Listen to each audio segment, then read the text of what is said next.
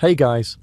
Tonight we begin with a ship full of British sailors who managed to turn a groundbreaking voyage of discovery into the world's first floating bachelor party. So before you get comfortable, take a moment to like the video and subscribe, but only if you genuinely enjoy what I do here. And let me know in the comments where you're tuning in from and what time it is for you. It's always fascinating to see who's joining us from around the world. Now, dim the lights, maybe turn on a fan for that soft background hum, and let's ease into tonight's journey together. You've been at sea for 8 months. 8 long, sticky, soul-crushing months. The food tastes like salted despair, the water could double as soup, and your bunk smells faintly of damp socks and regret. The crew has stopped talking about women and started hallucinating them in the grain of the wooden deck. Morale is somewhere between barely alive and we'd mutiny if we weren't so tired. Then, one morning, salvation. A green shimmer on the horizon. Tahiti. An island so lush it looks like someone painted it to mock you. As you get closer, the air changes. It smells like fruit, flowers and oxygen that hasn't been filtered through 40 British lungs. You're not sure whether to cry or just start swimming toward it. The locals are waiting for you on the beach, brown-skinned, laughing, and wearing roughly the same amount of clothing as a modern Instagram ad. They wave, smile and shout greetings, while you and your fellow sailors lean over the rail, suddenly rediscovering religion. Someone mutters, "Are we dead?" Someone else says, "If we are, don't tell the captain.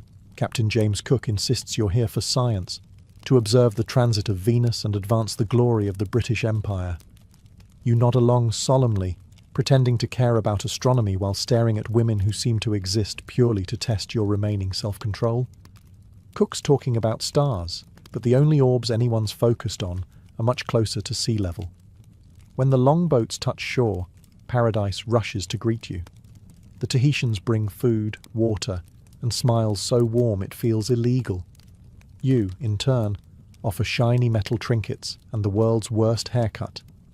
The exchange is cheerful and innocent, for now. But deep down, you can already sense that something ridiculous is about to happen. As the sun sets, drums echo through the trees. The air is thick with roasted breadfruit and moral ambiguity. Cook stands on deck, gazing at the horizon like a man sensing disaster, but too British to admit it. You stare at the glowing island and think, this place might be the end of us. You're right. And it starts with a nail.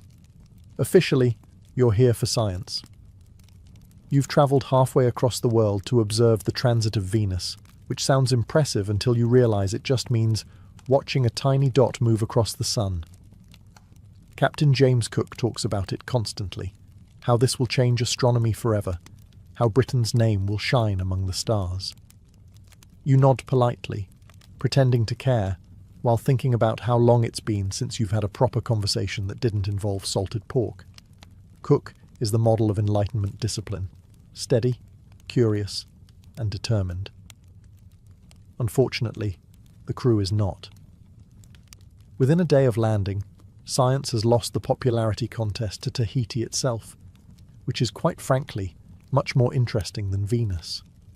The island is warm, beautiful, and covered in people who don't seem to hate their lives.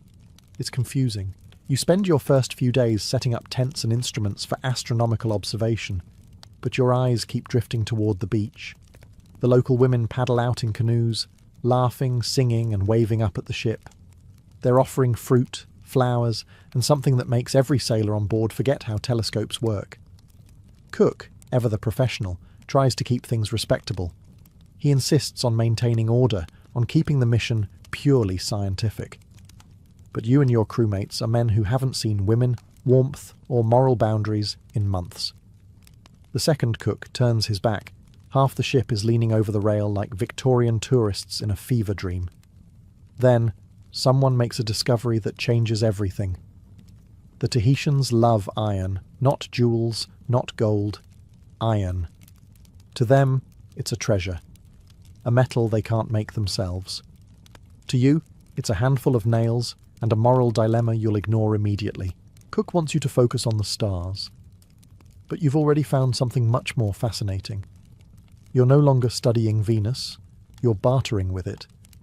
And somewhere in the back of your mind, you know that when Paradise starts trading with a ship full of lonely men, science doesn't stand a chance. You step off the ship expecting formality, a cautious exchange of gifts, maybe some polite bowing, and a few anthropological observations.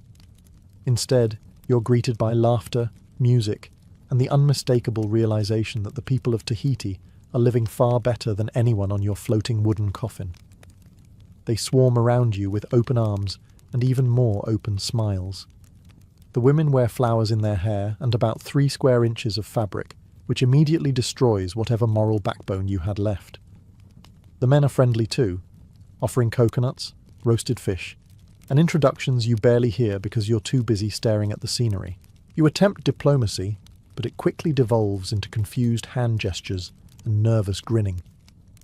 Someone offers a metal button, which earns a delighted squeal and a kiss on the cheek. Suddenly, every sailor realizes they've been sitting on a gold mine of British junk. Buttons, spoons, belt buckles.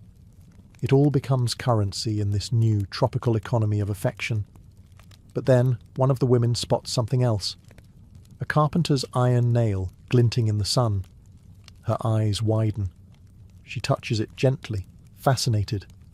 To her, it's magic. Stronger than stone, sharper than bone, and more valuable than anything on the island. She points at it, smiles, and offers companionship. The sailor hesitates for roughly 3 seconds before making the trade. 1 nail for 1 night. History's least stable transaction. Word spreads faster than a venereal disease, which, incidentally, is now a growing concern. Within hours, nails vanish from storage, toolboxes, and eventually, the hull of the ship itself. You'd think someone would stop this. Perhaps a captain, or at least a man with basic survival instincts. But no. By sunset, the entire crew is conducting a roaring business in iron-based romance. It's capitalism meets chaos, and you're a proud participant. From the beach, the Tahitians laugh and dance beneath the torchlight, perfectly content. From the ship, you hear Cook's voice echoing across the water. Where in God's name are all my nails going? And somewhere between paradise and poor decision-making, you realize this expedition just stopped being about Venus. It's about anatomy now. It starts with one sailor, probably the kind who thinks reading is witchcraft. He hands over a small iron nail, maybe 2 inches long, to a smiling Tahitian woman. In return, she offers fruit, a flower garland, and then something that makes the rest of the crew's brains collectively shut down. No one records exactly what happens next, but the result is clear. Within minutes, iron has become the island's new gold standard. You stand nearby, pretending to be shocked, but mostly calculating how many nails you can borrow before the ship collapses. The crew catches on quickly. By sunset, the first official nail-based economy in the Pacific is thriving. The exchange rate? 2 nails for conversation, 3 for a kiss, and anything more requires tools from the carpenter's chest. Of course, Captain Cook is furious. He's a man of science, reason, and reinforced wood. Watching his crew dismantle the ship one flirtation at a time drives him mad. You can practically see him aging by the minute, standing on the deck, clutching his logbook like it's a Bible. He orders inspections, counts supplies, and reminds everyone that the HMS Endeavour is a vessel of exploration, not a floating brothel. But try explaining that to men who haven't touched a woman since the Prime Meridian. You might as well ask them to trade back. Every nail pulled from the hull is another small victory for lust and another step toward maritime disaster. Meanwhile, the Tahitians are thrilled. Iron tools change everything. Their knives get sharper, their fishing gear stronger, their houses sturdier. They think the British are the most generous visitors ever. They have no idea the generosity comes from a place of catastrophic stupidity. By the end of the week, you can hear the ship groaning in the night, quite literally. Each creak sounds like judgment. Cook starts pacing, muttering about discipline and moral decay, while you and the others pretend to fix the rigging with the remaining 2 nails left in existence. You came to study the heavens, but somehow you've bartered away the sky for flesh and folly. Congratulations, you've invented the world's first romantic supply chain issue. By now, the situation has spiraled into something between a carnival and an economic experiment gone horribly right. What began as a single trade has turned into a full-scale marketplace of questionable morals and even more questionable craftsmanship. You wake up one morning to find the beach crowded. Canoes line the shore, each carrying Tahitian women eager to negotiate, laugh, and, most importantly, shop. They arrive with flowers and fruit, ready to do business. The British sailors, once proud representatives of His Majesty's scientific curiosity, now look like desperate blacksmiths in a tropical bazaar. Nails, chisels, bits of iron, even the ship's hinges are suddenly trade goods. You stroll through this unholy flea market like a man visiting his own moral collapse. The crew haggles loudly, offering handfuls of iron for what the official report will later call favours of a personal nature. Every time someone pries another nail from the hull, the ship gets weaker, and the crew gets stronger in spirit, if not in ethics. Cook tries to impose order, of course. He posts guards, locks the supply stores, and threatens to flog anyone caught stealing nails.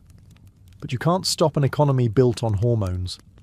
Within hours, the guards are confiscating evidence for personal use. Cook writes another entry in his journal.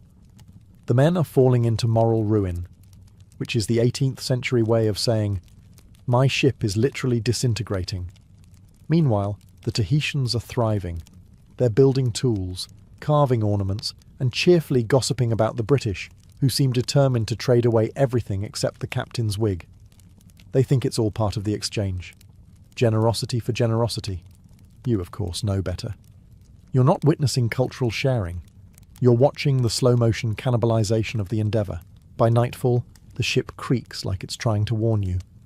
The masts sway, the planks groan, and somewhere below deck, a rat probably wonders if it's time to abandon ship. But you're too busy bartering away civilization to care.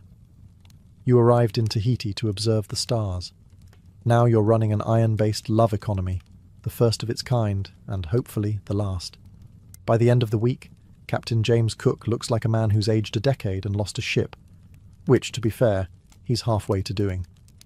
He paces the deck in silence, trying to pretend his crew hasn't turned a scientific expedition into the world's least discreet dating service. You can almost see the headache radiating off his skull like heat from a forge. Cook, ever the Enlightenment man, believes in reason. The crew, however, believes in opportunity.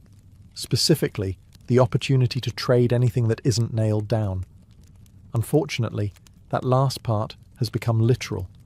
Every day, another handful of nails disappears, and every night, another sailor returns to the ship looking both smug and slightly guilty. You try to look busy. You rearrange ropes, polish cannons, and occasionally squint at the sky to give the illusion of astronomy. But Cook isn't fooled. He knows. The logs are missing nails, the tools are gone, and the ship itself sounds like it's sighing in defeat. One afternoon, he calls everyone to the deck. His tone is calm, the kind of calm that precedes biblical wrath. "Gentlemen," he begins, "you will refrain from further barter of His Majesty's property for personal indulgence." He says it like a priest, performing last rites over the concept of common sense. You all nod obediently, you even salute, and within 20 minutes, someone's prying up a floorboard. Cook posts guards at the tool chests. The guards immediately discover they too have needs. Within hours, the captain's new security measures have joined the island economy. Cook's journal entries grow more desperate. "The men are slipping into depravity," he writes, which is putting it mildly.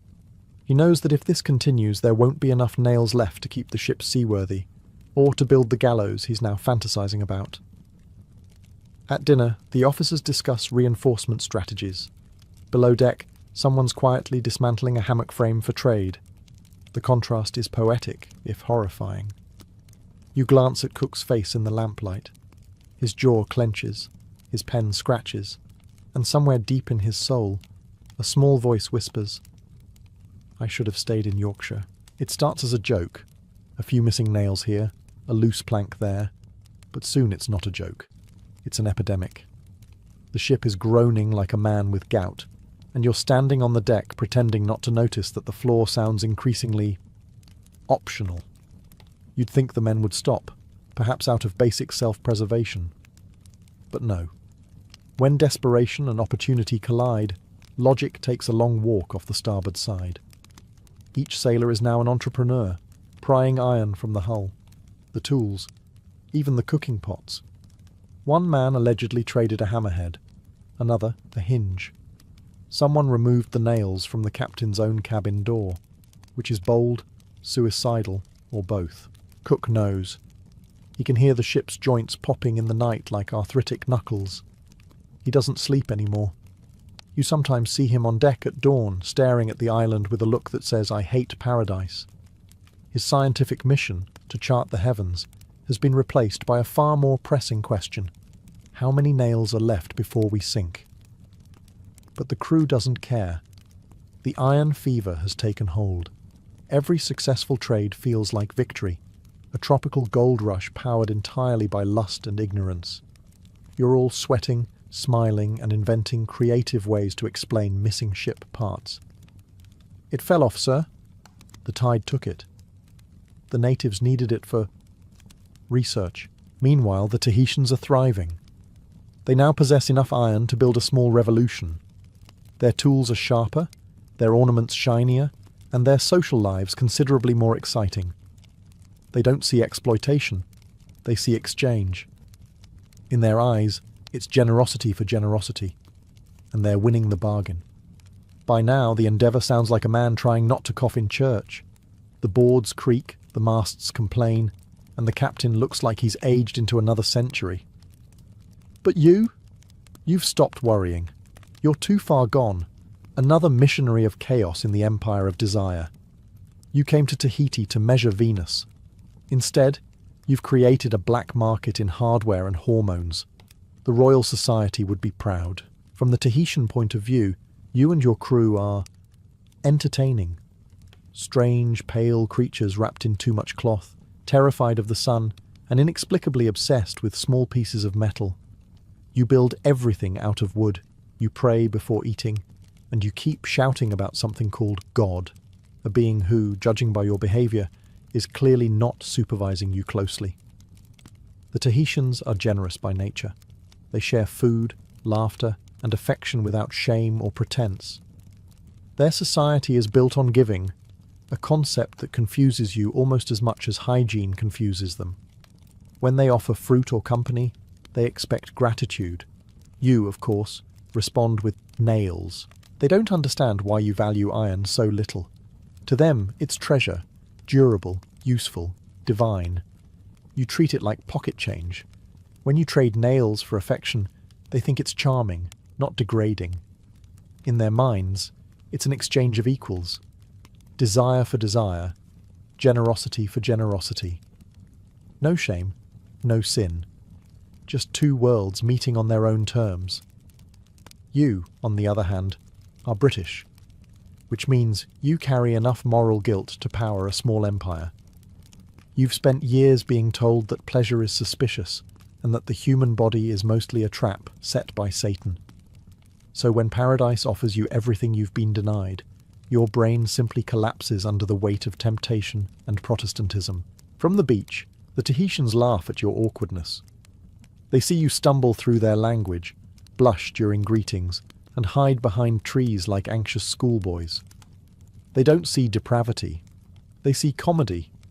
In fact, they probably think the endeavour is some kind of floating asylum that's finally found a place to rest. Meanwhile, you mistake their openness for invitation, their laughter for consent, and their trust for naivety. It's a cultural misunderstanding dressed up as a vacation. The Tahitians will remember your visit fondly, as the time when strange metal men brought iron, confusion, and endless entertainment. You'll remember it too, just with a lot more paperwork, shame, and hull damage. To them, you were guests. To you, they were a miracle. To history, you were a walking lesson in why some civilizations should never be left unsupervised. You tell yourself this is all for science. You're not fraternizing, you're conducting field research. After all, understanding native customs is vital to the progress of knowledge, especially the ones that involve flirtation and fruit baskets. You make notes in your journal, though it's mostly doodles and self-justifications written in shaky handwriting. Engaged in cultural observation, you scribble, which is British for made another terrible decision. The Tahitians, of course, are not confused. They see your crew's fumbling advances and think, well, at least they're enthusiastic. For them, generosity of the body is generosity of the spirit, an act of connection, not shame. For you, it's an act that will require divine forgiveness, and possibly a tetanus shot. It doesn't take long for both worlds to misunderstand each other completely. When you smile awkwardly after a trade, the Tahitians assume friendship. When you retreat to the ship in embarrassment, they assume rejection. When Cook orders everyone back to the vessel and bans unregulated social contact, the islanders think he's punishing you for bad manners, not bad morals. They can't fathom a culture that finds sin in laughter or guilt in pleasure. Cook, meanwhile, is unravelling. His logbook now reads like a sermon written by a man losing a chess game to temptation. The men continue to disgrace His Majesty, he writes, which is a polite way of saying everyone's drunk, half-naked and possibly married to coconuts. You try to look innocent whenever he walks by, but you smell like fruit, flowers and suspicion. By now, Tahiti is divided between amusement and fascination. They've started calling the British men of iron, which sounds noble until you realise it's mostly because you keep showing up covered in metal and confusion. Children follow you around, giggling every time you speak. Women wave from the shore like merchants greeting their best customers. The cultures don't blend, they collide. One side believes in freedom, the other in restraint, and somewhere in between lies a rapidly disintegrating ship. You came to observe celestial alignment, but what you've really witnessed is the cosmic comedy of two civilizations discovering just how incompatible they truly are. And you, of course, are taking notes for science. By this point, Captain James Cook has lost control of everything except his handwriting. The ship is falling apart, the men are half feral, and his so-called scientific mission has devolved into the 18th century equivalent of a spring break documentary.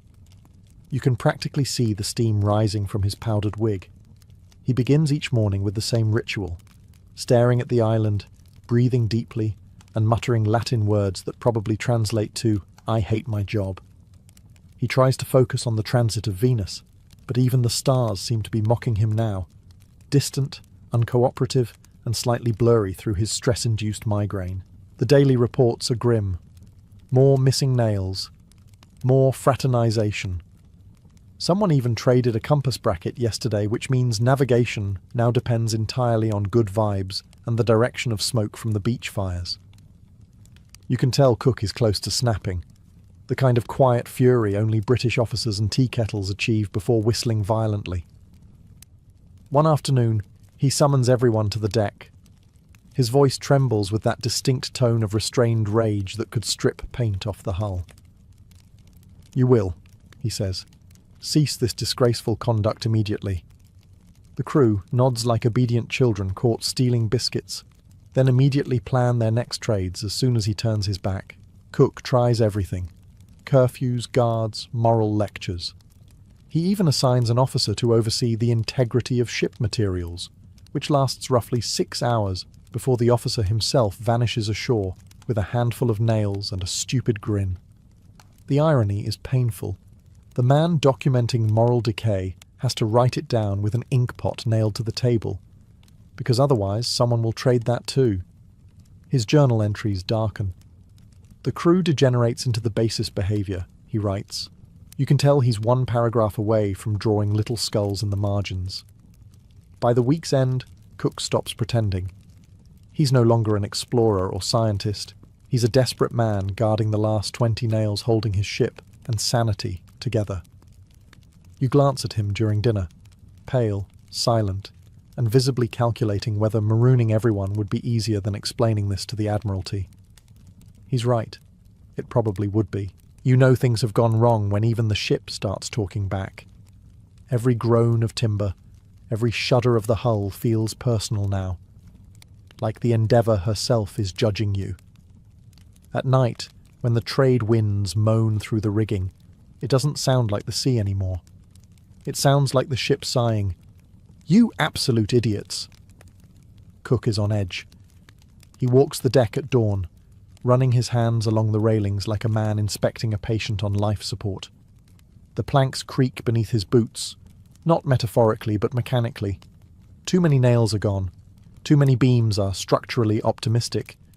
He orders repairs, but with what? You can't fix a ship that's been systematically dismantled to pay for romantic diplomacy. Down below, the carpenters are losing their minds. Every time they hammer in a new nail, it disappears within a day. The ship's hull is starting to look like a badly healed wound. There are whispered jokes that if a storm hits, you'll all end up floating home on planks of regret. The crew pretends not to notice. They whistle cheerfully, mend sails, and trade more nails. You, of course, keep a straight face. When Cook demands to know who's responsible for the missing hardware, everyone suddenly develops temporary amnesia.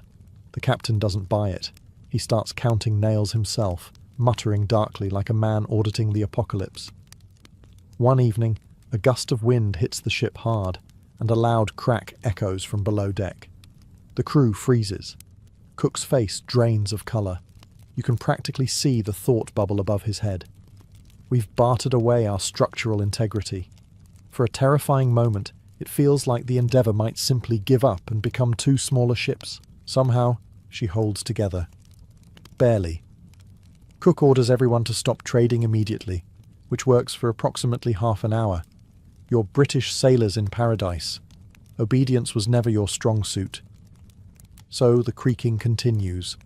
The ship groans, the captain seethes, and you can't shake the feeling that she's alive, and quietly plotting to sink herself out of sheer embarrassment. The moral of the story? Don't exchange essential ship parts for fleeting joy. The Pacific is deep, and karma has excellent hearing. Eventually, even Cook realizes that diplomacy through bartering anatomy for iron can't last forever. He slams the ledger shut, declares an official end to all trading, and announces that any man caught exchanging His Majesty's property for personal satisfaction will face immediate punishment. You've heard that one before. It always sounds serious, right until someone remembers how warm the island is and how cold the brig is. Still, the atmosphere changes. The feasts stop. The laughter fades from the beach. The Tahitians don't understand what's wrong. They've welcomed you, fed you, entertained you, and suddenly you've all gone sullen and suspicious. From their perspective, you're the ones behaving strangely. From Cook's, you've been behaving strangely since landfall. The ban hits the crew like a hangover. One day you're living in tropical bliss. The next, you're rationing water and pretending to care about astronomy again. The evenings grow quiet. The drums stop. The canoes no longer circle the ship. For the first time in weeks, you can hear the ocean again. And it's not comforting. It sounds like guilt. The crew tries to distract itself. Some men polish cannons that haven't been fired. Others count supplies they didn't steal. You stare at the horizon and wonder if the stars you came to study are still laughing. Cook walks the deck at night, grim and silent, his face illuminated by the lantern glow of disappointment. He wanted enlightenment. He got whatever this is, anthropology with a body count. The Tahitians, meanwhile, are hurt but pragmatic. They understand scarcity, even emotional scarcity. They keep their distance, still smiling, but the warmth is gone. When they do trade, it's for coconuts, not companionship. The paradise you broke has quietly returned to normal. You're the ones who can't. At supper, the ship creaks again, reminding you that the moral cost wasn't the only one. You eat salted pork, chew in silence, and wonder if paradise ever forgives, or if it simply waits for the next fool to anchor offshore. You came seeking the heavens. Instead, you learned what happens when humanity meets temptation and forgets to bring enough nails home. The day finally comes when Cook announces it's time to leave. No fanfare, No ceremony.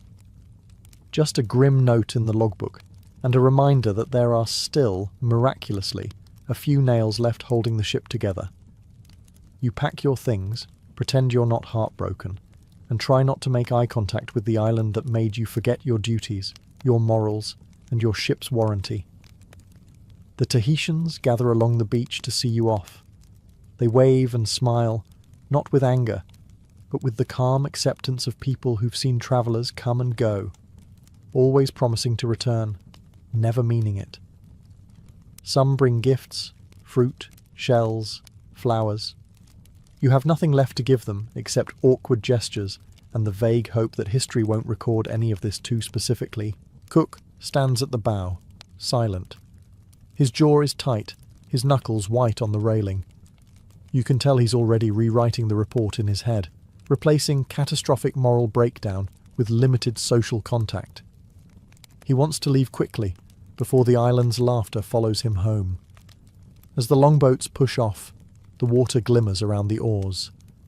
The island grows smaller, but its colours stay burned into your mind. The green hills, the blue lagoons, the gold of the setting sun, and the faint echo of drums fading into the wind. You don't look back for long. No one does. It's easier to stare at the horizon than at the consequences. Back on deck, the Endeavour feels different, hollow, almost embarrassed. Every plank creaks like it remembers what you did. The sails snap in the wind, impatient, as if the ship itself is desperate to leave before she falls apart or files a complaint. Cook orders full sail. No one argues. As Tahiti vanishes behind you, you realise paradise doesn't punish. It just forgets you.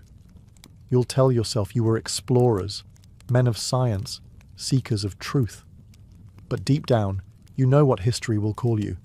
The crew who traded the heavens for a handful of nails and a very brief vacation from civilization. The open sea has never looked so dull. After weeks of Tahitian sunlight, the Pacific feels grey, endless, and mildly judgmental. The smell of salt and sweat returns. The laughter fades. And for the first time in months you remember that the real world doesn't smell like fruit.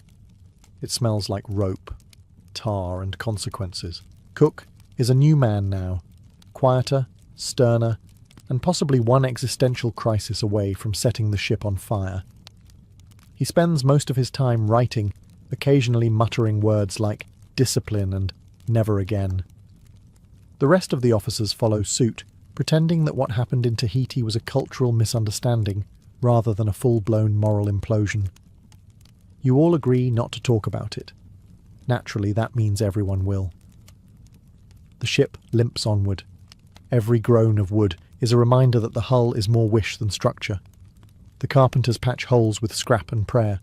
Cook insists everything is under control, which in captain speak means absolutely doomed. You try to settle back into routine. The crew scrubs decks, repairs sails, and silently wonders if the Tahitians miss you, or if they're too busy forging tools from your ship parts to care. Nights are long and quiet now. No drums, no songs, just the creak of guilt and the occasional whisper of, "Worth it, though." When you finally sight land again, not paradise this time, but some rocky, indifferent shore, the ship breathes a collective sigh. Civilization, that great comfort blanket of rules, taxes, and cold weather, is waiting to embrace you in its stiff grey arms. You should feel relieved. You don't. Stepping ashore feels like stepping back into a cage, one made of manners, uniforms, and the unspoken agreement that everyone will pretend the Pacific was purely scientific. Cook files his reports. You polish your boots. The Admiralty will call it a success, of course. Observations completed, maps drawn, stars recorded. No one will mention the nails, or the laughter, or the way paradise changed you and then quietly erased you. You left civilization once and found humanity. Now you've returned to civilization and left your humanity behind. You think the story will end when you dock, that the ocean will swallow your secrets, that the rumours will fade with the tide. You're wrong. Word spreads faster than scurvy. By the time you reach England, the tale of the British who traded nails for favours is already drifting through every port like smoke. Scandalous, hilarious, and completely unstoppable. The Admiralty pretends not to hear it. The Royal Society files Cook's report under astronomical success, carefully ignoring the pages that smell faintly of guilt and coconut oil. Cook himself refuses to discuss Tahiti at all. If anyone brings it up, he changes the subject to weather patterns or cannibalism, anything less awkward. You, however, can't escape it. Every tavern has a version of your story now. In one, the sailors were heroes, adored by island women for their bravery. In another, they were villains, corrupting paradise for pocket change. In truth, you were neither. You were just men, tired, curious, stupidly human, trying to find meaning in the middle of nowhere and settling for something cheaper. Years pass, and the story grows like a vine, wrapping around your reputation until it's the only thing people remember. Philosophers call it a lesson in moral decay. Sailors call it a good deal. The Tahitians, long after you're gone, forge their own legends. Stories of strange visitors made of metal, who came from the sea, offered gifts, and fell apart when faced with joy. You live on in footnotes and punchlines. Cook gets statues. You get anecdotes told by drunk historians in candlelit rooms. Somewhere, a lecturer gestures at a map and says, "And here, gentlemen, is where the British learned that desire and discipline make poor shipmates." Sometimes, late at night, you dream of Tahiti. The sunlight, the laughter, the smell of breadfruit roasting in the breeze. And when you wake to grey skies and the sound of rain on cobblestone, you can't tell if the memory is real or just guilt wearing a floral lei. Paradise forgot you. History didn't. And somewhere out there, a rusted nail lies buried in Tahitian sand. The only proof that you were ever foolish enough to think paradise would trade evenly. Monasteries were meant to be islands of holiness in a sea of sin, stone fortresses of chastity standing firm against the temptations of the flesh. Every monk and nun who passed through those heavy wooden doors left behind their old life, their family, their ambitions, and above all, their desires. In theory, these were the purest souls in Christendom, men and women who had turned their backs on lust, greed, and every human weakness. In reality, well, the flesh doesn't surrender as easily as parchment vows might suggest. The Church insisted that celibacy was a divine command, a sacred discipline that freed the soul from carnal distractions. It made priests and monks pure vessels through which God's grace could flow, uncorrupted by bodily indulgence. But human nature has never been a great fan of theological theory. Behind cloister walls, where men and women spent decades in close quarters, often isolated, sleep-deprived and half-starved, the battle between holiness and hormones was constant. Even the strictest orders, like the Cistercians and Carthusians, couldn't completely silence the murmur of temptation. Medieval manuscripts tell stories of monks confessing to impure dreams, of nuns flagellating themselves for thoughts unworthy of Christ's brides. Chroniclers, with a mix of pity and fascination, recorded these slips with careful wording, always implying that yes, even the most devout could fall. One monk admitted to seeing the Virgin Mary in every woman he encountered. A nun confessed that her heart raced more for the visiting confessor than for her saviour. To keep lust at bay, monasteries designed elaborate systems of control, strict silence, separate sleeping quarters, punishing schedules, and endless fasting. But paradoxically, the more the Church obsessed over purity, the more sin it seemed to find. Preachers thundered against the devil's temptations, yet the devil seemed to live quite comfortably in the cloisters. Visitors to monasteries sometimes joked that the walls were less to keep the world out than to keep scandal in. Behind those serene gardens and candle-lit chapels, passion often whispered in the dark, a forbidden warmth in a cold, pious world. The vow of celibacy was meant to elevate the spirit, but for many, it became a daily test of what it truly meant to be human. You might imagine monks spending their days serenely copying manuscripts, chanting psalms, and gardening under the gentle sun.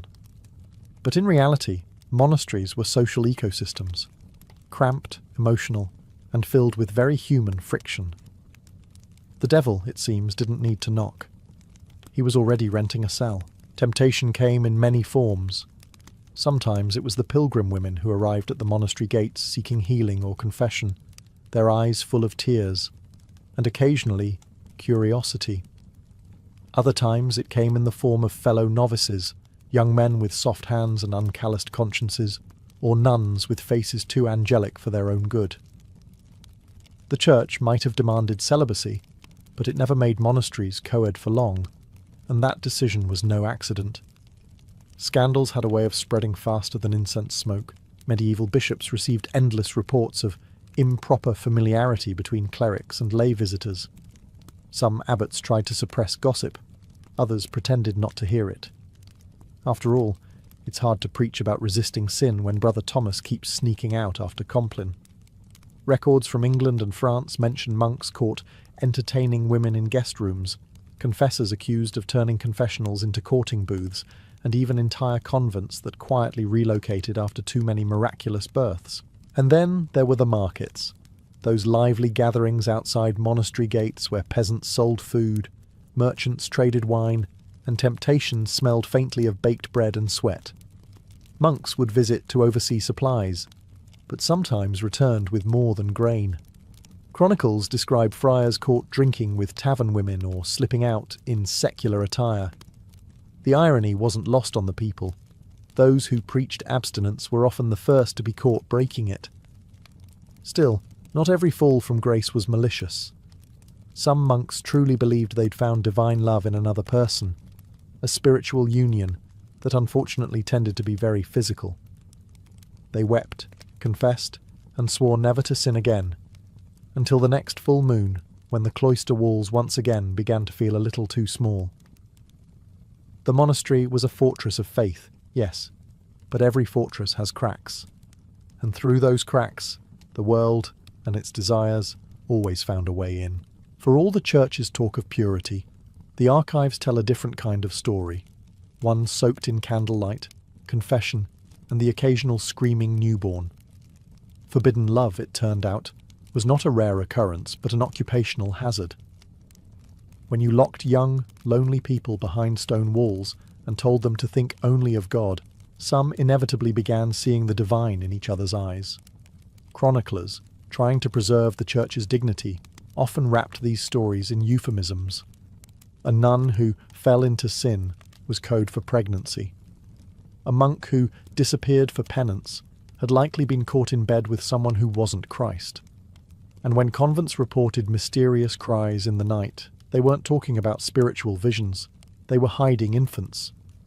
Some monasteries even maintained hidden rooms or secret gardens where unwanted babies were quietly delivered, and, more quietly still, sent away to foundling homes. The 12th and 13th centuries were particularly ripe for such scandals. As monastic populations grew, so did opportunities for mischief. There's a recorded case in Yorkshire where an abbot fathered several children with local women and was still celebrated for his robust leadership. In Italy, a convent's confessor was accused of maintaining relationships with nearly half his penitents. The Inquisition had words for him, most of them unprintable in Latin. Of course, love stories also existed within the cloisters, genuine, painful, human ones. Letters between monks and nuns sometimes survive, full of longing and guilt. "I burned for you as for divine fire," one wrote, as if theology could excuse passion. Some lovers even tried to escape together, donning peasant clothes to start anew beyond the monastery walls. Most were caught, dragged back and humiliated. The church believed sin must be purged through shame. But shame only deepened the secrecy. Ironically, these forbidden affairs only made the monasteries more intriguing to outsiders. Rumours spread through villages. The Holy Sisters of St. Clare grow round with child every winter, or the monks of St. Bernard have more heirs than nobles. The holier the institution claimed to be, the juicier the gossip became. Behind the facade of sacred celibacy, there beat very mortal hearts. Hearts that, despite every vow, still craved warmth, touch, and the dangerous comfort of love in the dark. By the high Middle Ages, the Church had grown tired of pretending that lust was just an occasional clerical hiccup. It was now an open war, an invisible, exhausting, and rather hypocritical war. Popes thundered against the sins of the flesh, while many of their own clerks maintained housekeepers, who suspiciously also bore their children. But hypocrisy is cheaper than honesty, and it fits neatly into a sermon. Canon law became a weapon. Councils met, pens scratched, and soon every priest, monk, and nun in Europe faced a mountain of prohibitions. The Lateran Council of 1139 officially banned priests from marrying, a bold move, considering how many already had wives. The policy was justified as spiritual purification, but it also had a convenient side effect. It kept church property from being passed down to clerical heirs. Celibacy, it turned out, wasn't just about holiness. It was about real estate. Punishments grew harsher. Monks caught in sin could be whipped, imprisoned, or sent to remote priories where temptation was unlikely, meaning cold, damp cells far from anything resembling a woman. Nuns found guilty of lust were sometimes sealed inside their convents for life, a practice called immuration. It sounds poetic until you realise it meant literally being bricked into a small room with a prayer slot. The Church called it repentance. Everyone else called it horrifying. Confession manuals from the 13th century read like grim romance novels. They list sins so specific that you can almost picture the scenes. Laying hands in affection, sharing bedding for warmth, thoughts of carnal delight during prayer. Each came with a penance, fasting, flogging, or endless repetition of psalms that probably didn't help much. But even with the Church's relentless policing, desire didn't die. It simply went underground. Passion became spiritualized, cloaked in metaphors of divine love. A monk might write of burning for God, while his eyes lingered a bit too long on the visiting nun. The holiest poetry often sounded suspiciously like a love letter. The war on desire was meant to purify the clergy, yet it only revealed how human they were. For all their vows, all their fasts, and all their punishments, no amount of incense could truly cover the scent of longing that hung over medieval Christendom. If the Church wanted purity, what it got instead were headlines, or at least the medieval version of them. Monastic scandals were the medieval equivalent of celebrity gossip, whispered through taverns, sung by minstrels, and scribbled in the margins of chronicles by monks who claimed to be deeply troubled while writing every sordid detail. Take the Abbey of Fontevraud, for instance, a mixed community of men and women under the rule of an abbess. You can guess how well that went. Within a few decades, rumours of unseemly behaviour surfaced, complete with allegations of monks sneaking into the nuns' dormitories after matins. The Church, in its infinite wisdom, responded by enforcing stricter walls, because nothing says problem solved like a little extra stone between you and temptation. Then there was the infamous scandal at the Benedictine Abbey of Saint-Valery in France. The abbot was accused of keeping a mistress disguised as a female servant, who somehow managed to produce 3 children before anyone noticed. The bishop ordered an investigation, but after a generous donation from the abbey's treasury, the whole affair was quietly forgiven, proving that even sin had a price tag. Not to be outdone, the nuns of St. Clare's convent in Bologna made their own headlines when an inspection revealed several of them pregnant. Their defence? The devil visited us at night. Convenient, perhaps, but not exactly credible, when the devil was seen walking out the back gate wearing a monk's robe and carrying his sandals. And then there was the Cistercian monk in Germany, who confessed to fathering not 1, not 2, but 7 children. When asked if he felt remorse, he sighed, "Only that I must now pay for so many mouths."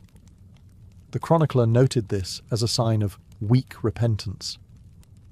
Each scandal chipped away at the illusion of sanctity the Church worked so hard to maintain. For every miracle story spread to inspire faith, there seemed to be a monastery somewhere producing the opposite kind of legend. The cloister, once seen as heaven's waiting room, was increasingly viewed as a place where vows went to die and human nature refused to be exercised. Behind the hymns and holy chants, medieval monasteries were very much alive, and occasionally a little too lively. For all their vows of silence, medieval monks and nuns were remarkably eloquent when it came to forbidden affection.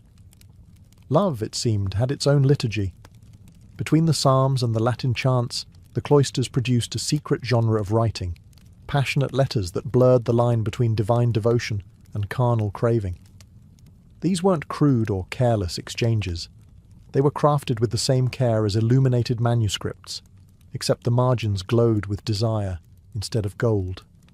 Monks wrote of holy affection that burns like the love of Christ, and nuns replied with lines that could make even a troubadour blush. In one preserved letter, a Cistercian brother confessed, "Your image returns to me in prayer. I kneel, but it is your name that escapes my lips." Theologically incorrect, yes, but undeniably poetic. This strange fusion of lust and sanctity birthed what scholars later called mystical eroticism. The body and soul, they reasoned, were not so easily separated. Passion could be a mirror of divine love. At least, that's what monks told themselves when caught with ink-stained fingers and trembling hands. The writings of Saint Bernard of Clairvaux and later mystics spoke of Christ as a lover, the Church as his bride, and salvation as a kind of cosmic embrace. But when Brother Anselm started referring to Sister Agnes as his earthly vision of grace, everyone knew where the theology was headed. Some of these letters survived because confessors kept them as evidence. Others were copied, secretly of course, by the same scribes who couldn't resist the drama. One nun's diary from the Low Countries recounts her spiritual struggle after laying lips upon a fellow servant of God. She wrote that the kiss carried the warmth of Pentecost. That's one way to justify it. The Church tried to stomp out such language, labelling it heretical. But desire simply found new metaphors. Love became grace. Yearning became devotion. And I miss you became my soul thirsts for union. Underneath the pious wording, everyone knew what was really being said. The cloister might silence voices, but ink was harder to censor. Even within walls built for chastity, the pen, like the heart, had a habit of wandering. When lust slipped through the cloister gates, it rarely went unnoticed for long. The Church had an entire toolkit ready for moral cleanup, part punishment, part theatre. Nothing said, lesson learned, quite like being flogged in front of your peers while someone read the Psalms of penitence over you. It was Christianity's version of public relations. Sin was bad, yes, but spectacle was good for discipline. Monks who confessed to fleshly weakness were usually treated like addicts of the soul. First came interrogation. Long, exhausting, and more psychological than spiritual. Confessors asked questions that bordered on obsessive. Where did the temptation begin? Was there touch? Was it repeated? You might think they were compiling moral statistics, but really it was just medieval gossip dressed up as theology. Then came the penance. The standard treatment involved fasting, flagellation, and isolation, ideally in a cell cold enough to kill any lingering desire. Repeat offenders were sometimes forced to wear special garments, rough wool that scratched the skin raw, reminding them that pleasure was the enemy. Some monks were demoted, others banished to remote hermitages for reflection, which usually meant dying of boredom and regret. Nuns fared worse. A nun who broke her vow of chastity could expect a lifetime of disgrace. If she became pregnant, the Church saw both her and the child as evidence of corruption. Babies born in convents were whisked away to foundling homes, while the mother was sentenced to public humiliation, stripped of her veil and paraded through the cloister for all to see. The sisters would chant psalms as she wept, an eerie ritual meant to purify by embarrassment. Some bishops took things further. There are records of clerical lovers being literally chained apart in separate cells, forced to pray daily for each other's salvation, a cruel sort of divine couples therapy. A few were even buried alive behind monastery walls, their sins sealed in stone. The Church called it justice, history calls it trauma. Still, despite the cruelty, confessions poured in. Perhaps guilt was stronger than fear. Or maybe, deep down, these monks and nuns believed that forgiveness was worth any price. After all, the soul could always repent, even if the flesh never truly forgot. For all its fiery sermons about chastity, the medieval church had a knack for selective blindness. The same bishop who thundered about the sins of the flesh on Sunday often returned to his manor that night to dine with his mistress and her conveniently orphaned children. Celibacy, it seemed, was a flexible rule, depending on how high your hat was. Records from cathedral towns across Europe tell of priests keeping housekeepers, which was the church's polite code for live-in lovers. These women cooked, cleaned, and, incidentally, kept the holy men company through long winters. Some clerics even passed these women and their children off as nieces or godchildren, though everyone in the parish knew better. The church tried to crack down on it with fines, excommunication threats, and the occasional public shaming, but enforcement was inconsistent. After all, who was going to excommunicate the bishop? Meanwhile, papal courts in Rome were not exactly models of restraint. Chronicles mention cardinals throwing lavish banquets with dancers, musicians and wine, enough to make Dionysus blush. Pope Sixtus IV was rumoured to have multiple illegitimate children. Alexander VI didn't bother with rumours at all. He just publicly acknowledged his mistresses. To the average monk starving in a freezing cell, this must have felt like divine mockery. Even the monasteries themselves profited from sin. Some abbots accepted donations from wealthy nobles caught in scandals, offering discreet penance in exchange for a generous sum. The more sinful your secret, the larger the donation expected. Forgiveness, it turned out, could be monetized quite nicely. A monk could starve himself for purity, but the abbot could feast on the proceeds of other people's lust. This hypocrisy created a strange moral double life. On paper, the church demanded absolute celibacy. No marriage, no intimacy, not even a lustful glance. But in practice, everyone from parish priests to cardinals had found creative loopholes. Sin wasn't eradicated. It was institutionalized, taxed, and occasionally blessed if the right purse changed hands. By the late Middle Ages, cynicism began to seep into the faith. How could the people trust a church that preached holiness while living in indulgence? When monks sinned, it was a scandal. When bishops did, it was politics. And somewhere between sermon and supper, the line between piety and pleasure vanished entirely. By the late Middle Ages, the church's dream of a sexless clergy had turned into a centuries-long balancing act between heaven and humanity. The monasteries still stood, their bells still tolled, and their chants still rose toward God. But inside those echoing halls, the struggle between desire and denial never ceased. Every monk who lashed himself for impure thoughts, every nun who whispered a guilty prayer in the dark, was part of the same endless cycle, trying to erase what made them human in order to become divine. The irony, of course, was that this very struggle made them more human than ever. The monks and nuns who stumbled, repented, and stumbled again weren't villains. They were the church's greatest contradiction. Souls yearning for purity while trapped in flesh that refused to cooperate. Medieval theologians wrote volumes on sin, temptation, and the devil's snares, but none could answer the simplest question. If God made man and woman, why would he punish them for what he created them to crave? In private, many clergy began to see lust, not as the enemy of faith, but as its mirror. The same passion that drove the body toward another could also drive the soul toward God. This was the seed of mysticism, that strange, intimate belief that divine love and human longing shared the same fire. Some saints wrote of union with God in language so sensual it could have scandalized a troubadour. Others simply accepted that holiness was not the absence of desire, but the mastery of it.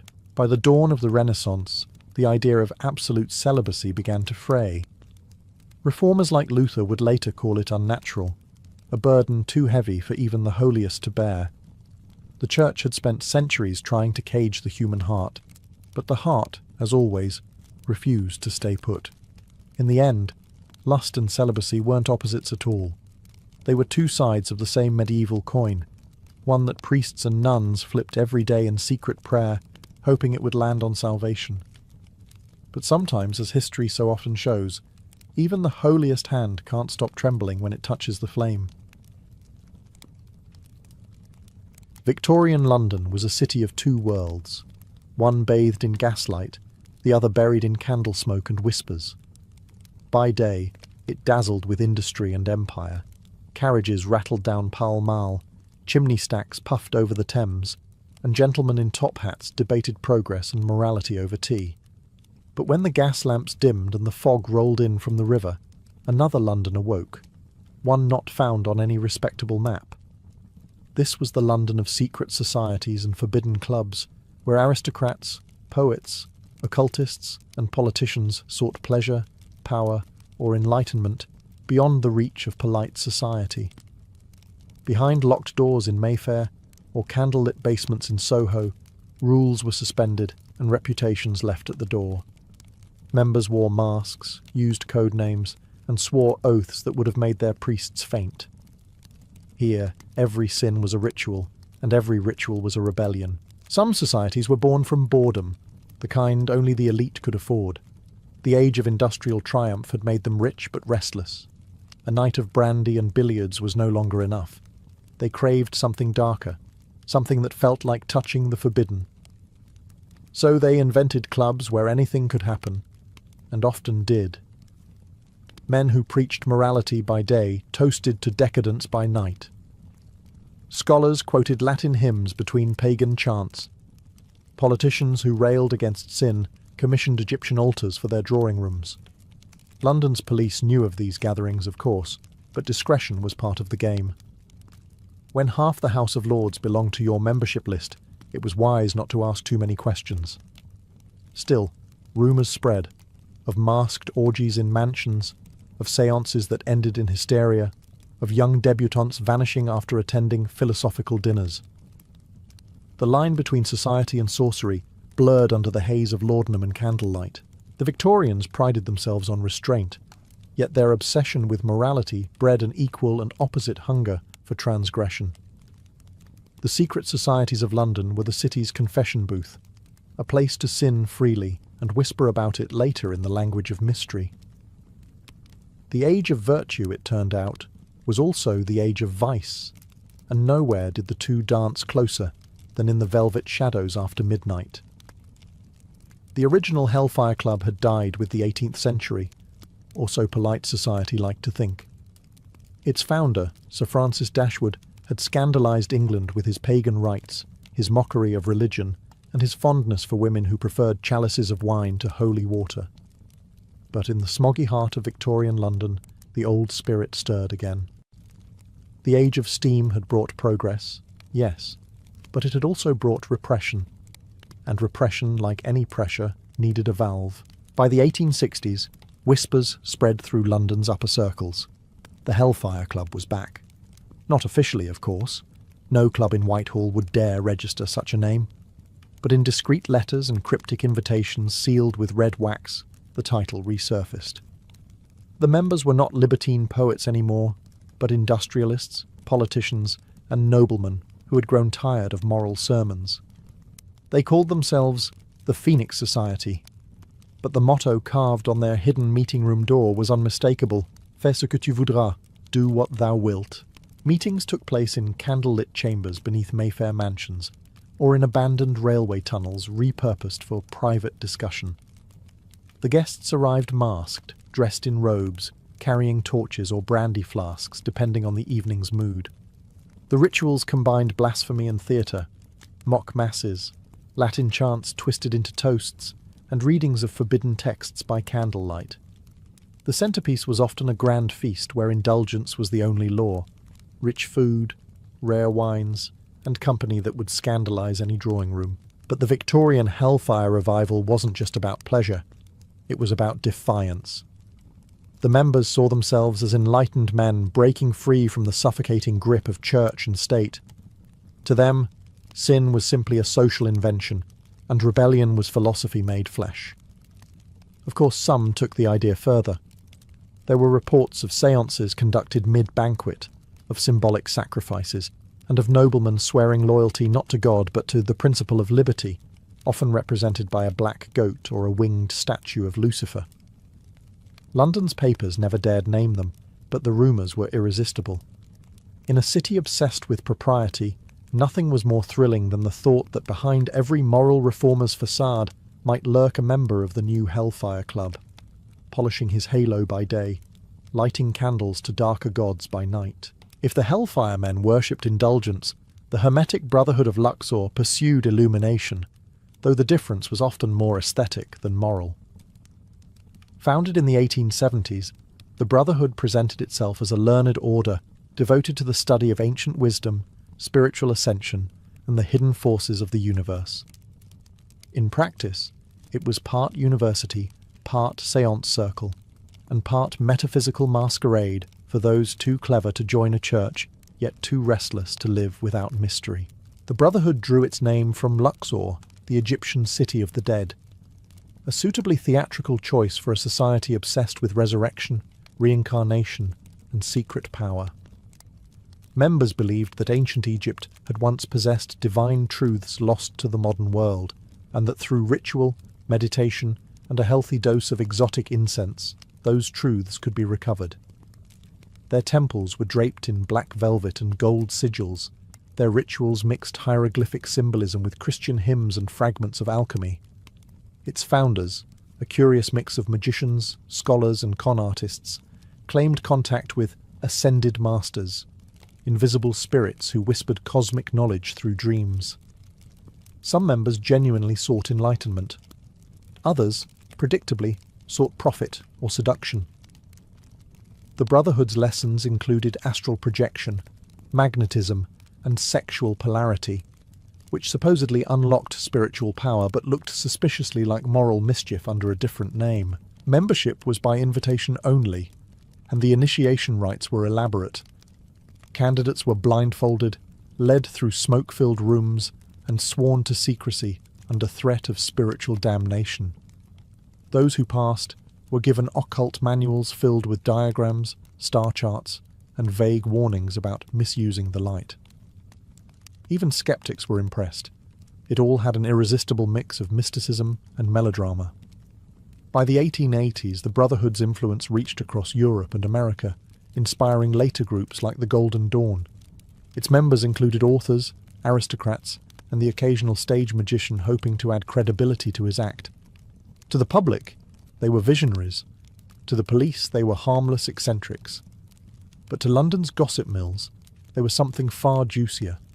Proof that the city's elite, for all their sermons about progress, still longed to touch the ancient shadows. In an empire ruled by reason, the Brotherhood of Luxor offered something far more intoxicating. The illusion that enlightenment could still be bought with a candle, a secret, and a little bit of darkness. If the Hermetic Brotherhood of Luxor was the rehearsal, the Hermetic Order of the Golden Dawn was the main performance, a society so influential that its rituals shaped the entire occult revival of the Victorian age. Founded in 1887 by three Freemasons with a taste for mysticism, William Wynne Westcott, Samuel Liddell MacGregor Mathers, and William Robert Woodman, the Golden Dawn promised to merge science, magic, and spirituality into a single system. It was part religion, part theatre, and entirely irresistible to anyone bored with Sunday sermons. Unlike earlier secret clubs devoted to drunken debauchery, the Golden Dawn drew poets, scholars, and restless intellectuals, people who believed that hidden wisdom lay behind every symbol, and that the universe could be decoded like a sacred text.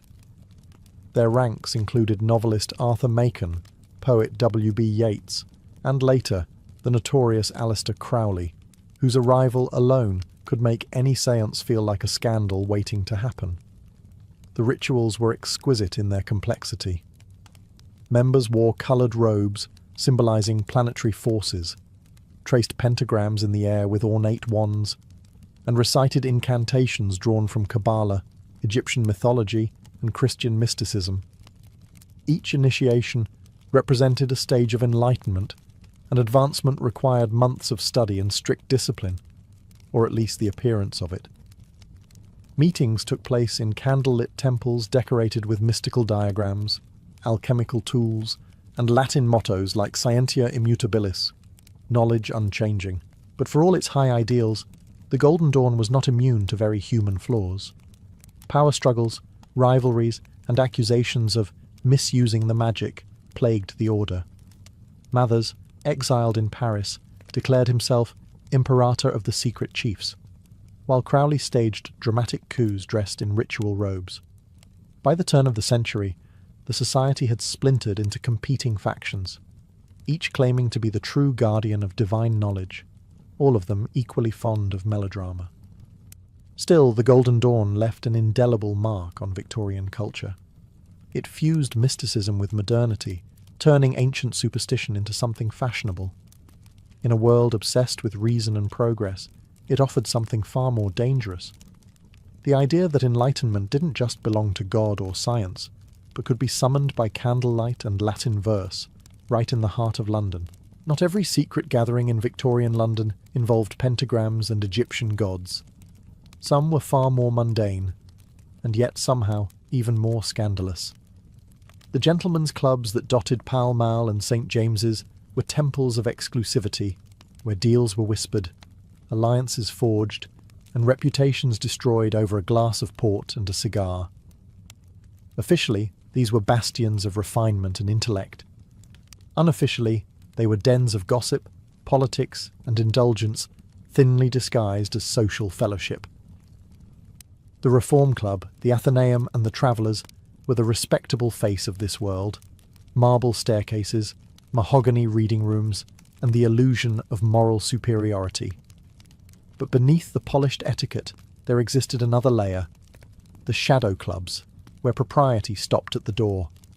Some catered to forbidden pleasures, others to political plotting, and a few to pastimes that blurred the line between eccentricity and sin. Take the Savile Club, beloved by artists and writers who delighted in mixing brilliance with bad behaviour, or the Cyprian's Club, rumoured to host the city's most discreet courtesans under the guise of musical evenings. The real thrill was always the same: being able to sin without consequence, shielded by wealth, status, and silence. Members prided themselves on never speaking of what they saw, a code enforced not by morality, but by mutual guilt.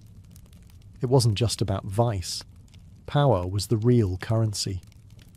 A word dropped over brandy at the Carlton, or a handshake at the Garrick could shape government policy, ruin a rival, or make a fortune overnight.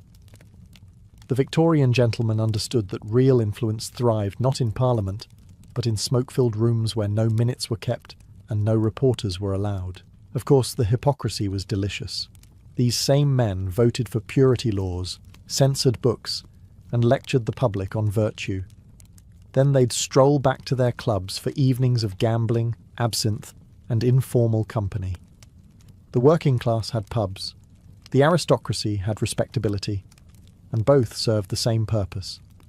In a city obsessed with appearances, the gentlemen's clubs were mirrors of the empire itself, grand, exclusive, and endlessly corruptible. The front doors gleamed with brass and polish, but step inside after midnight, and you'd find the same thing the Hellfire men once promised: civilization's mask slipping, one glass at a time. Not all of Victorian London's secret societies were devoted to sin. Some, in true British fashion, preferred to intellectualize their obsession with the supernatural. Enter the Society for Psychical Research, founded in 1882. A respectable organization dedicated to studying ghosts, telepathy, seances, and spiritual phenomena with scientific precision. Or at least as scientific as one can be while chasing ectoplasm through candlelit parlours. Its members included professors from Cambridge, theologians, doctors, and the occasional eccentric aristocrat who had grown bored of fox hunting. Their mission sounded noble: to separate fraud from fact, illusion from evidence. Yet for all their scholarly tone, the Society's meetings often resembled polite seances with better Latin pronunciation. They investigated haunted houses, analysed reports of spectral apparitions, and attended spiritualist sittings where mediums summoned the dearly departed, or more often, their own theatrical talents. The Victorians were obsessed with death and what lay beyond it. Industrial progress had conquered the material world, but grief was a problem science couldn't fix. Every home seemed to hide a portrait draped in black or a lock of hair sealed in glass. The society offered comfort disguised as curiosity. If ghosts could be proven real, then perhaps no one truly died. Their experiments were thorough, sometimes absurdly so.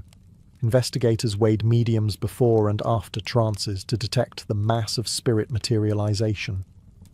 They devised codes to communicate with ghosts, tested telepathy using playing cards, and sent letters to themselves in sealed envelopes to be opened only upon successful clairvoyant prediction.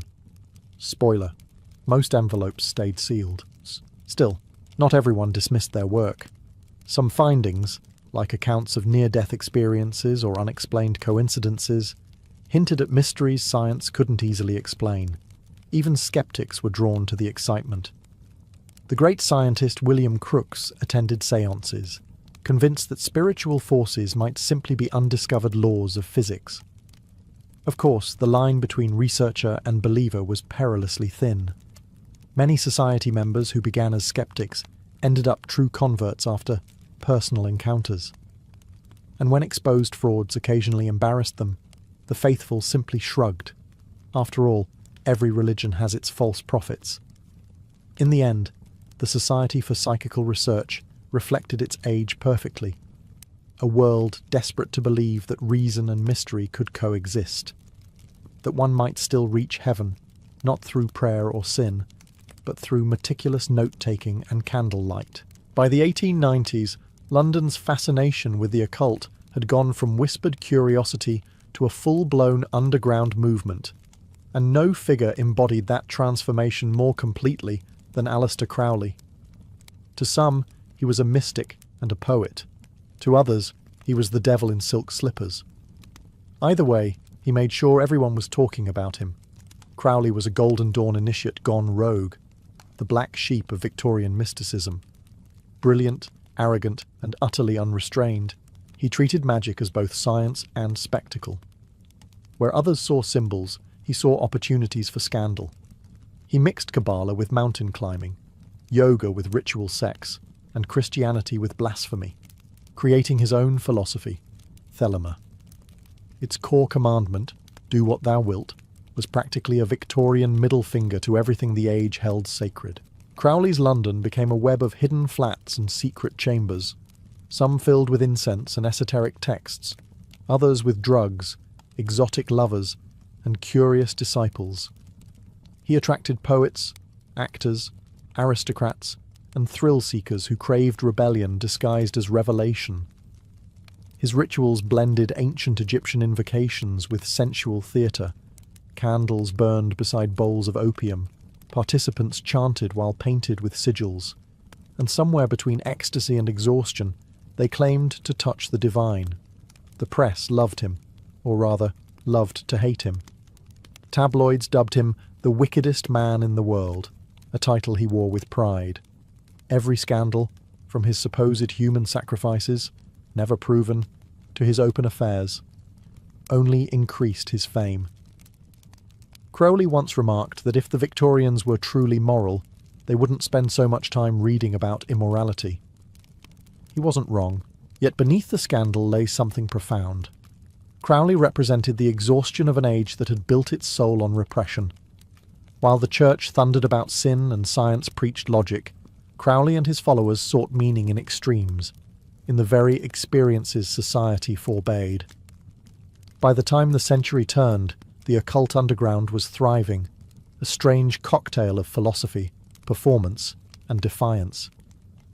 Secret presses printed magical manuals, seances evolved into art, and London's spiritual rebels prepared to carry their torch into the new century. In a society obsessed with control, Crowley's chaos felt like liberation, proof that, for all its gaslight and manners, the Victorian age still couldn't exercise its wild, unholy heart. While men in velvet robes performed invocations and debated metaphysics by candlelight, Victorian women were quietly building secret circles of their own, and theirs were far more dangerous to the social order. Forbidden from universities, politics, and even property, women found in mysticism a backdoor to power. Beneath corsets and courtesy lay a hunger for control over something, even if that something was invisible. By the 1880s, women had infiltrated nearly every major occult society. The Golden Dawn, despite its Masonic roots, admitted them as equals, a revolutionary act for the era. There, women didn't just attend rituals, they led them. Florence Farr, an actress and magician, directed initiations with regal authority. Moina Mathers, wife of the order's founder, became its high priestess, performing Egyptian rites in elaborate robes that scandalized her peers. To polite society, they were eccentrics. To their followers, they were living conduits of divine power. For many Victorian women, the occult wasn't rebellion for rebellion's sake. It was the only language available for ambition. Spiritualism offered them public voices as mediums, lecturers, and authors. Figures like Madame Blavatsky and Annie Besant transformed séances into platforms for philosophy and politics. In candlelit parlours, these women spoke with spirits, and by doing so, learned to speak for themselves. Of course, not all circles were so empowering. Some societies treated women as vessels for male enlightenment, poetic phrasing for exploitation. The so-called Temple of Venus promised spiritual purification through magnetic union, which translated neatly to the usual Victorian hypocrisy. Divine lust in the name of purity. Still, even these distorted movements showed a shift. Desire was no longer something whispered about in shame, but explored as a force of creation and freedom. The Church condemned these women as heretics. The press mocked them as hysterics. Yet behind the laughter was fear. The sight of a woman in control of candles, symbols, and men's attention threatened every pillar of the Victorian world. By the century's end, the ladies of the veil had changed the face of mysticism. They turned séances into stages, ritual into protest, and secrecy into survival. Beneath the lace and incense, they weren't just conjuring spirits. They were summoning a new kind of woman, one who refused to stay silent, even when society tried to bury her beneath virtue. As the 19th century limped toward its end, so too did the golden age of secrecy. The veil of Victorian mystery was beginning to tear, tugged apart by scandal, exposure, and a modern world that refused to keep its mouth shut. Newspapers, once deferential to the aristocracy, had discovered that secret societies sold better than sermons. What had once been whispered in candlelight was now splashed across broadsheets, complete with lurid headlines and sketches of masked men clutching chalices. The public, half horrified and half enthralled, devoured every detail. Alleged orgies in Mayfair mansions, séances gone wrong, and aristocrats caught invoking the devil were irresistible tales for a population desperate to believe its betters were no better at all. When Aleister Crowley's exploits hit the press, moralists wept and printers cheered. The more the Church condemned him, the more copies sold. The forbidden had become a commodity. The occult, the new theatre of the absurd. But something deeper was happening too. The dawn of the 20th century brought electric light, telephones, and Freud, and with them, a brutal kind of clarity. Mysticism gave way to psychology, séances to stage magic, and occult philosophy to early science fiction. The same candlelit rooms that once hosted invocations of Isis now hosted parlour tricks with electromagnets. The magic hadn't died, it had simply gone professional. Some secret societies adapted. The Golden Dawn's splinter groups persisted, modernizing their rites for a new, less forgiving world. Others faded into legend, their symbols tucked away in dusty trunks, their members swallowed by respectability. The era of gaslight secrecy was ending, replaced by a new kind of spectacle, one that no longer required masks, only headlines, yet the fascination never really disappeared. Even as London entered the age of reason, its heart still beat to the rhythm of the irrational.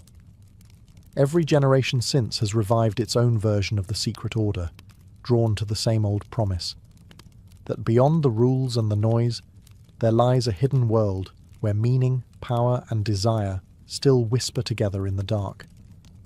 In that sense, Victorian secrecy never truly died.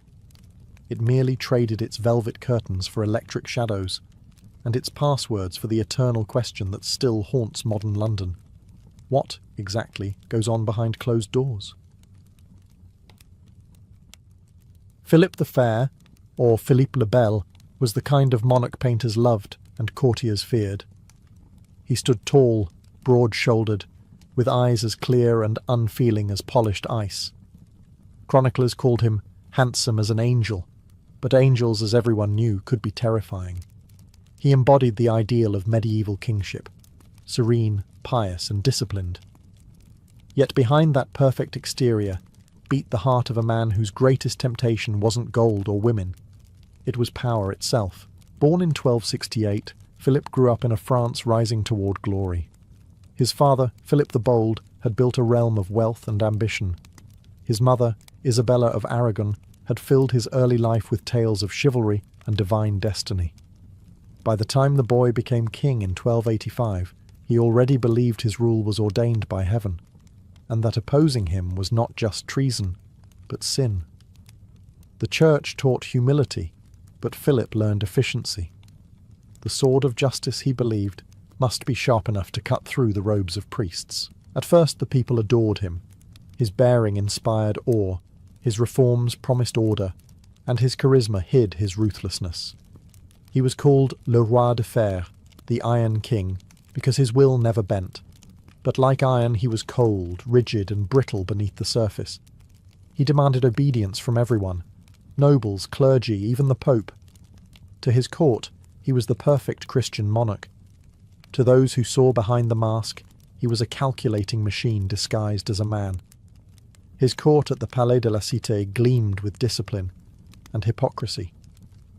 While he condemned corruption, he surrounded himself with schemers. While he preached moral reform, his own household buzzed with rumour. His queen, Joan of Navarre, was devoted and intelligent, but her ladies were not so pious. Scandals involving her maids of honour and Philip's own sons hinted that even the royal chambers were not immune to sin. And yet, Philip kept his image spotless. His face remained serene, his words measured, his soul, at least in public, immaculate. But the same man who knelt in prayer before a golden crucifix would soon orchestrate one of the most ruthless betrayals in history, against the very knights sworn to defend that cross. Philip the Fair ruled France like a chessboard, every noble, priest, and peasant a piece to be moved, sacrificed, or replaced. But unlike a game, his board bled. His reign was marked by an endless contest with three rivals: the Pope, the bankers, and the Knights Templar. Each, in their own way, embodied what Philip desired most: authority without limits. His first great quarrel was with Pope Boniface VIII, a man as proud and cunning as Philip himself. The Church claimed spiritual supremacy over all monarchs. Philip believed God had delegated his power to France alone. Taxes on clergy, disputes over royal courts, trivial matters on paper, became ideological war. When the Pope dared issue a bull declaring that all kings are subject to the pontiff, Philip responded not with piety, but propaganda. He branded Boniface a heretic, accused him of sorcery and sodomy, and sent armed men to Italy. The Pope died soon after being humiliated and beaten, a convenient coincidence the king accepted as divine approval. With Rome subdued, Philip turned his gaze to gold. His wars and ambitions drained the treasury, and his need for wealth grew insatiable. He expelled the Jews from France, seizing their assets. Then came the Lombard bankers, accused of usury, their fortunes confiscated. Yet none of these seizures could satisfy him for long. There remained one institution richer, prouder, and holier than the crown itself: the Knights Templar. The Templars had once been crusading heroes, warrior monks whose swords had carved Christendom's empire in the east. But by Philip's time, they had become financiers, managing deposits and lending vast sums, even to the king himself. To Philip, debt was a humiliation. To the Templars, it was business. The Iron King despised both. In private, his advisors warned him that attacking the Templars meant defying God's warriors. But Philip saw only opportunity. If he could destroy them, their lands, treasure, and influence would all fall into his hands. And if he could cloak his greed in righteousness, accuse them of sin, heresy, and secret vice, then he would emerge not as a thief, but as a saviour. The mask of the most Christian king began to tighten, and behind its serene expression, something darker stirred, ambition sharpened by envy and piety weaponized by fear. It began quietly, with whispers, then letters, then the unmistakable smell of blood in the air. In 1305, Philip the Fair had already cowed the papacy by installing his own French Pope, Clement V, in Avignon. Now, with the church firmly in his pocket, he turned his full attention to the Templars. Their order, rich beyond imagination, controlled castles, estates, and vaults of gold across Europe. Worse still, they owed loyalty to no king, only to God. To Philip, that was treason wrapped in holiness. But how does a pious monarch destroy an army of monks without looking like the villain? Simple. Accuse them of heresy. The charge, once spoken, was poison, incurable, contagious, and conveniently vague. Heresy could mean anything: witchcraft, idolatry, blasphemy, or all three, if the situation required drama. Philip's agents began collecting evidence, which mostly meant bribes, threats, and confessions whispered under the shadow of the sword. Rumours soon filled the streets of Paris that the Templars spat on the cross during initiation, that they kissed each other on forbidden parts of the body, that they worshipped a mysterious idol named Baphomet, a demonic head granting them wealth and protection. It was the perfect cocktail of horror and fascination for a deeply superstitious age. People wanted to believe it, and Philip wanted them to even more. On October 13th, 1307, a date chosen not for strategy, but for symbolism, Philip struck. Across France, hundreds of Templars were arrested at dawn in a coordinated sweep. Grand Master Jacques de Molay himself was taken from the temple in Paris, still half asleep, unaware that centuries of brotherhood were about to burn. Under torture, men confessed to anything.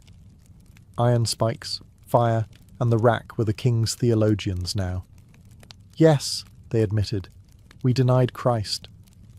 Yes, we kissed idols. Yes, we sinned. And each confession, wrung from agony, became another nail in the Templars' coffin.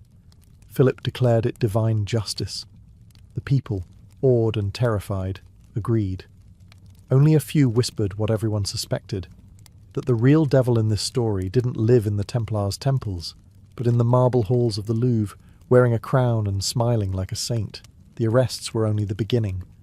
The real theatre of Philip's vengeance would unfold over years, a spectacle of corruption dressed as justice. The trial of the Templars became Europe's grandest act of hypocrisy, staged under the banners of faith and purity, but directed entirely by greed. What began as an inquisition soon turned into a grotesque parade of confessions, retractions, and executions, each designed to feed the king's appetite for legitimacy. In Paris, rows of gaunt knights stood before inquisitors in candlelit halls that smelled of sweat and iron. Torture had done its work. Confessions flowed like wine, and truth was drowned in it. Some claimed they worshipped a cat. Others swore they spat on the cross to test their faith. A few simply begged for death.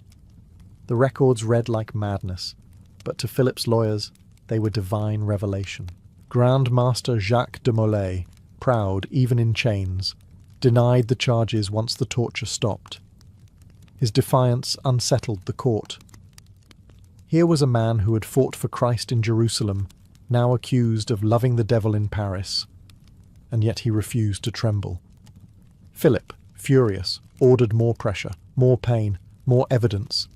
The king's scribes produced volumes of accusations, but none of it could mask the truth. The Templars' real sin was being richer and freer than the crown.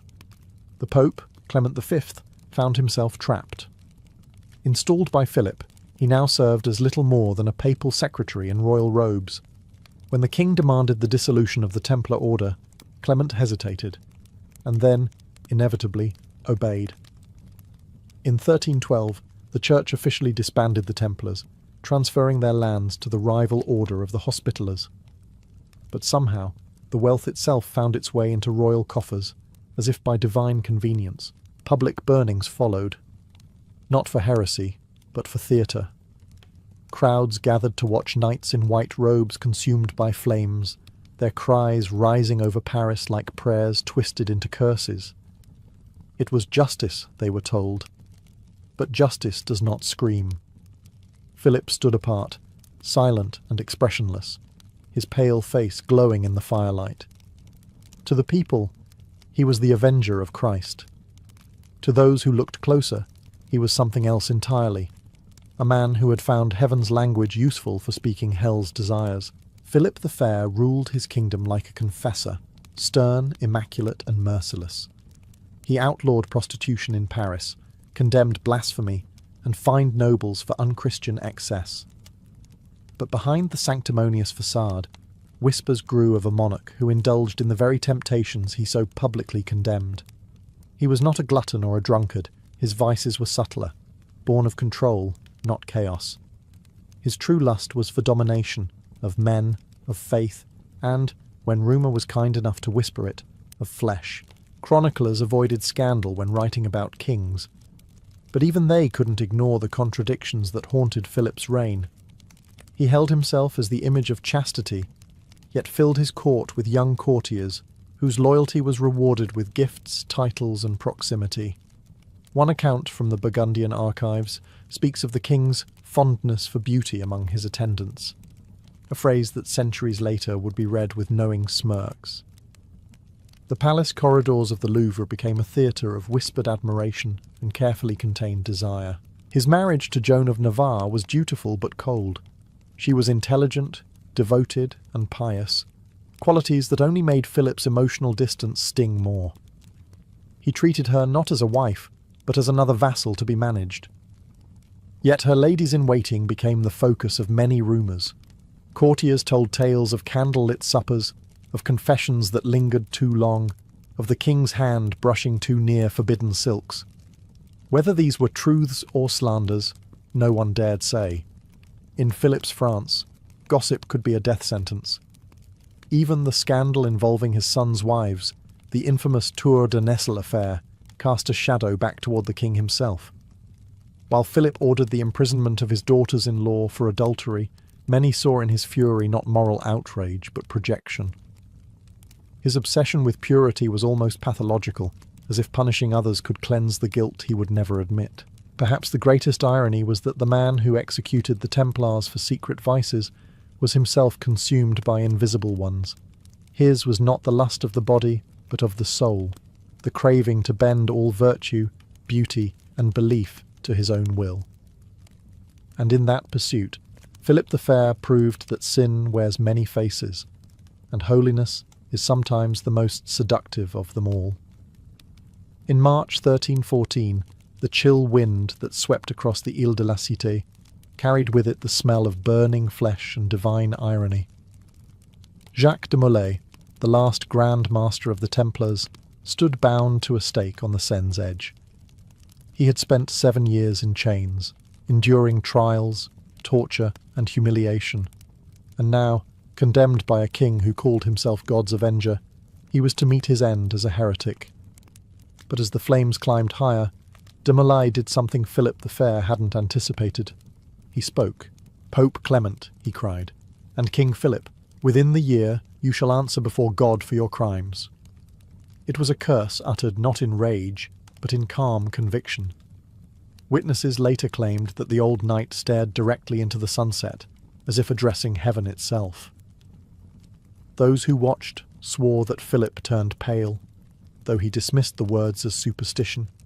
After all, curses were for peasants and priests, not for kings. Yet the months that followed began to feel uncanny. Pope Clement V died within 33 days, choking on his own blood during Mass. Soon after, a lightning strike set his embalmed corpse ablaze, a detail that chroniclers eagerly recorded as divine punctuation.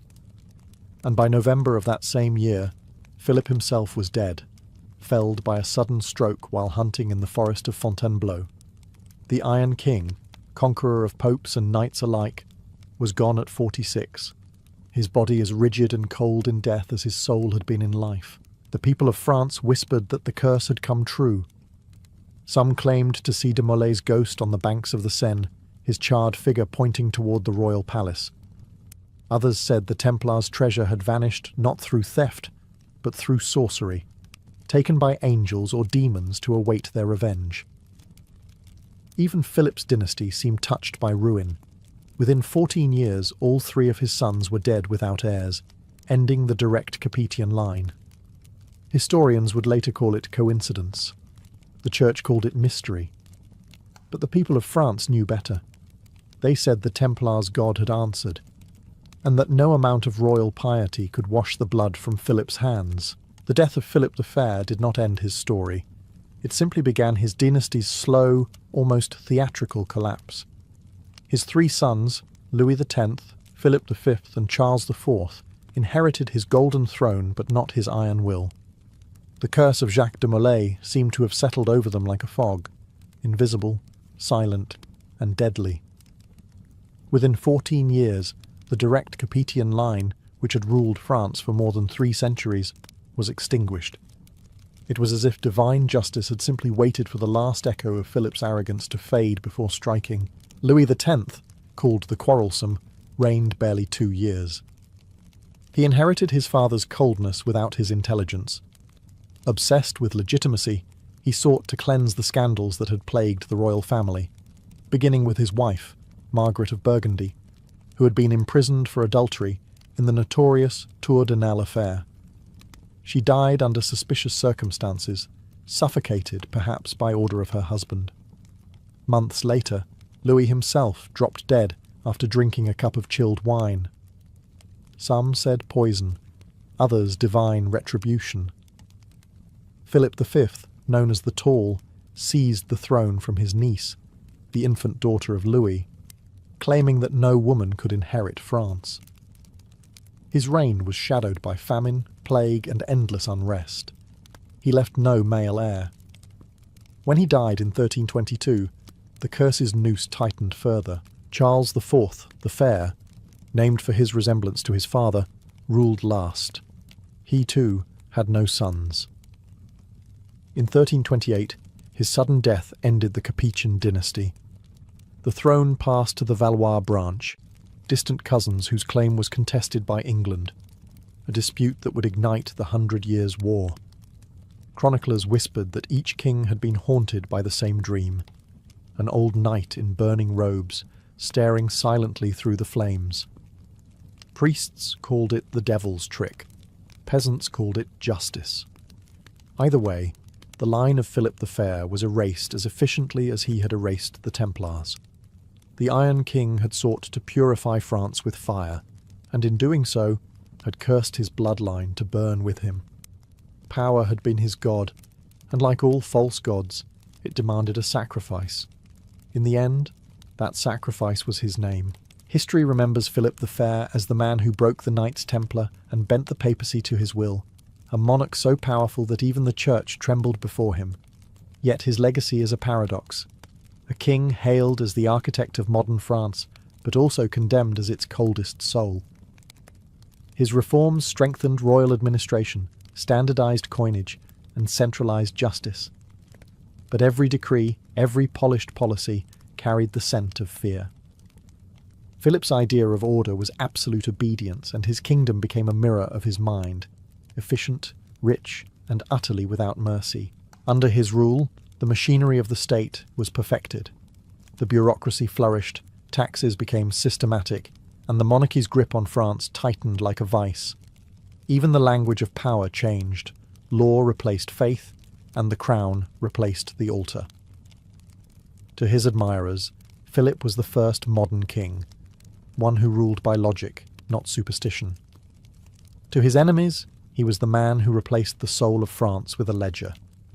His methods set a precedent, that would echo for centuries.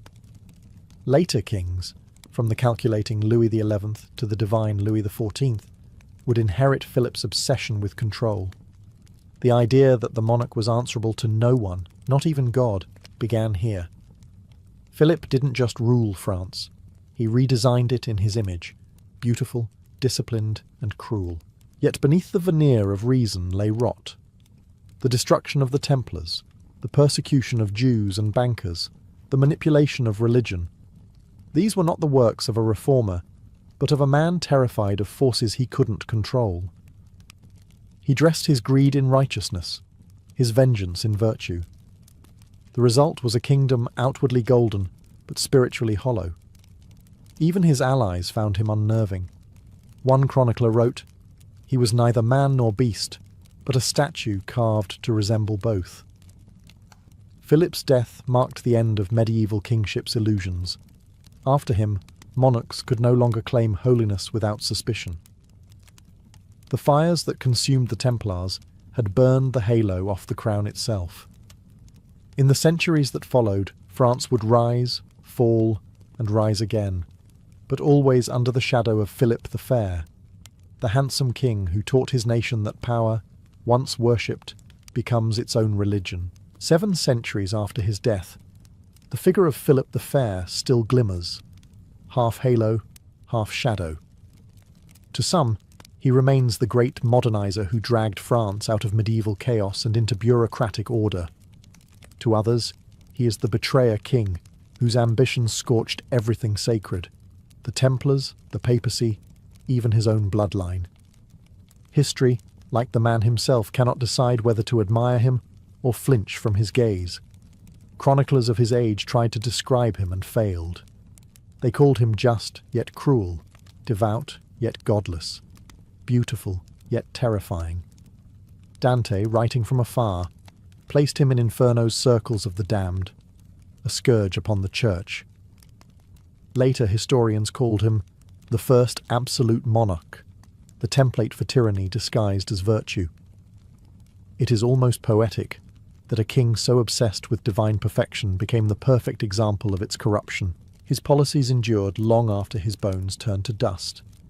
The papacy's humiliation in Avignon, the fall of the Templars, the consolidation of royal justice, all set the stage for the powerful, centralized France that would one day call itself a nation.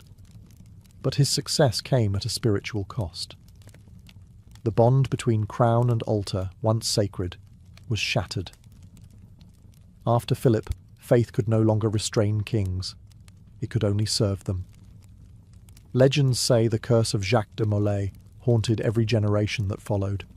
Fires, wars, betrayals, each echoing the flames on the Seine. Even in the Revolution, when Louis XVI mounted the scaffold, some whispered that the Templars' vengeance had finally found its end. Perhaps it was mere coincidence. Or perhaps Philip's sin had simply outlived his dynasty, woven into France itself like a scar that never healed. Today, Philip the Fair's marble effigy still lies in Saint-Denis, serene, perfect, untouchable. He looks every inch the saint he pretended to be, but the silence carved into his face feels less like peace and more like denial. For all his brilliance, he never understood one truth, that fear is a brittle foundation for greatness, and power gained through cruelty is never truly kept. History does not forgive easily, and in its judgment, Philip the Fair remains what he always was, beautiful, brilliant, and damned.